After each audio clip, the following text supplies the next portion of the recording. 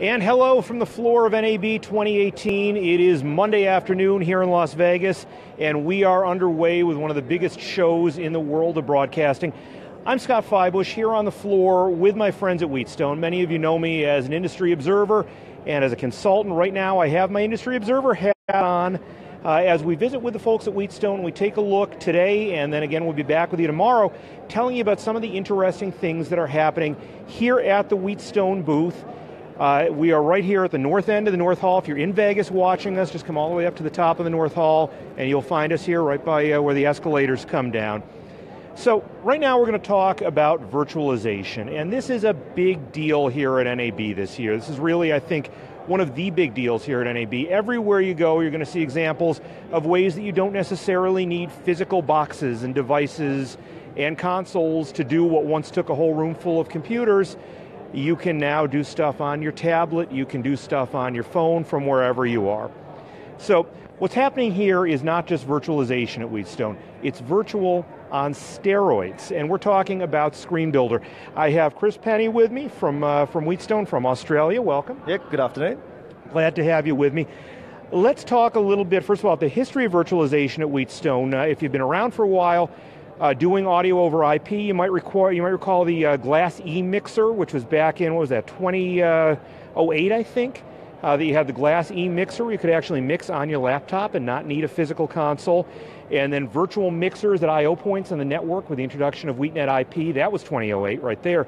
But imagine if you could really customize the heck out of this. If you could take a display and put every button exactly where you want it to be, tell it exactly what you want it to do to different things on and off your network, and that is what we're looking at. So Chris, let's talk a little bit about Screen Builder and about some of the things that it lets broadcasters do to completely customize their virtual environment. Yeah, well, we started with the Surface, and that's why we've got the Wheatstone LXC Surface. The big difference is that we can put the buttons and the lamps exactly where you want them, and it's not limited to the buttons and the lamps, it's the faders. They're all motorized, they can move, and they can move in a split console or across studios in your facility as well. You can make the desk say or do or feel any way you want to. Everything is configurable, and it can evolve with you. So as your needs change and your requirements get bigger and bigger, you can just grow the system with you. So the LXE console is the physical interface, and then we can move on to glass. So people are now wanting to bring things onto their tablets, onto Windows 10 embedded devices and touchscreens, and they're quite cheap these days and almost quite disposable. So you can use them as talent panels.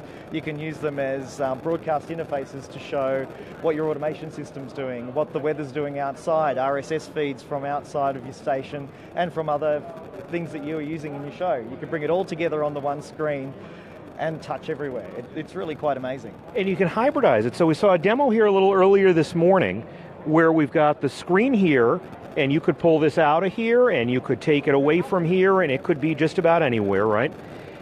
And you've got a combination of being able to control an actual physical mixing panel here. Let's see if we move that. Will it do it? Oh, there it goes. I don't know if you can see it over here. We've got to get Bob around the other side to really show this off. But as I move the fader on the screen, which can be anywhere, there goes the motorized fader back in the studio doing exactly what I'm telling it to do, and I can turn it on and turn it off.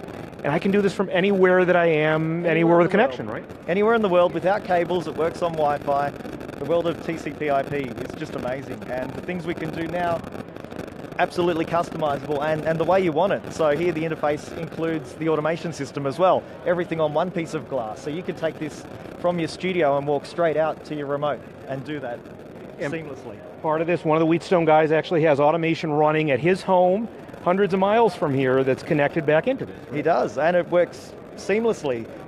With modern technologies now and the IP networks, the latency's really quite quick. So, well, the latency's quick, the latency's slow. The audio gets from end to end. It gets there fast. Gets there fast. Let's go around the corner here. I want to come around here and get Bob to keep up with me here as we make our way around the side here. And we're going to take a look at an example of this that you would see, for instance, somewhere like a news edit booth. So let Chris catch up to me here. So what are we looking at here? So this is your traditional news edit booth. but with a new take on it.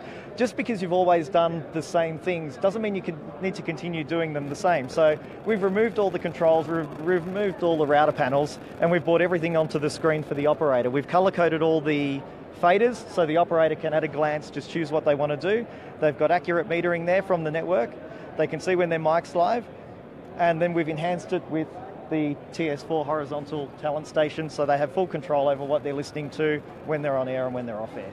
You can do mic processing control with this too, right? Yeah, and with the M4 IP USB interface, you can do 4 microphones of processing, 16 channels of utility mixing, and 4 USB connections into Mac or PC devices. It's quite an astounding box. We truly live in an amazing world, don't we? We will take a look at some of these consoles that we just walked by tomorrow when we are back here on Facebook Live. I believe that's at 3 o'clock Pacific time. 1 o'clock Pacific time again. We're back here tomorrow. So stay tuned right here. We will have much more for you from the NAB floor. I'm Scott Fybush. Thank you so much, Chris. You're very welcome. And we look forward to seeing you again here from NAB.